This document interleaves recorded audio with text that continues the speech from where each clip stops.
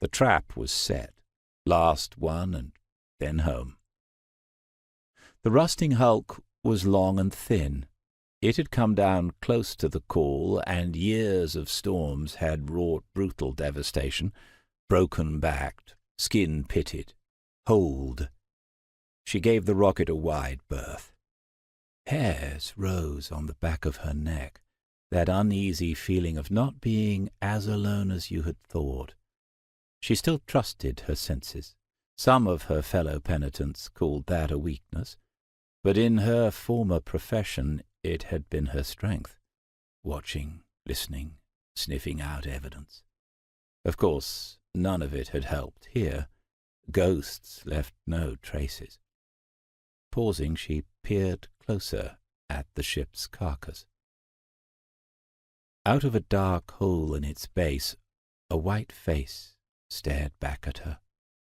Small, rosy-cheeked, round, almost boyish features that, despite their paleness, reminded May of someone.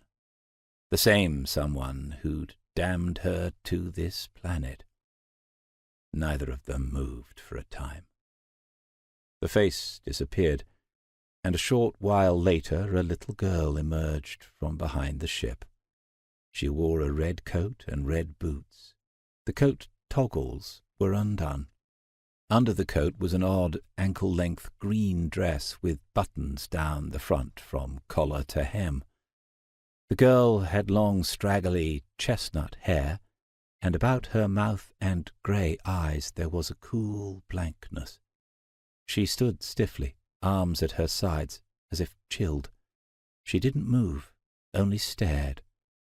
She appeared to be 6 or even 7 years old, but May knew she was younger.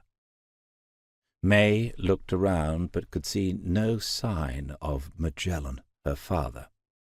Where was he? The man knew enough not to allow his daughter to stray like this. She bit her lip. And May knew enough not to mix herself up in the affairs of other penitents. She broke eye contact with the girl and continued walking.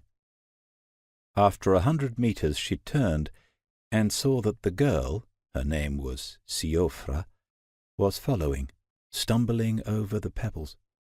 When May stopped, so did the girl. They regarded one another for a short time. The girl looked miserable, weary. May wanted to shout, "Go back to your father," but didn't trust her voice. They barely knew each other. The child wasn't her responsibility. Siofra had to be made to understand that. May carried on, and this time she didn't stop to look back.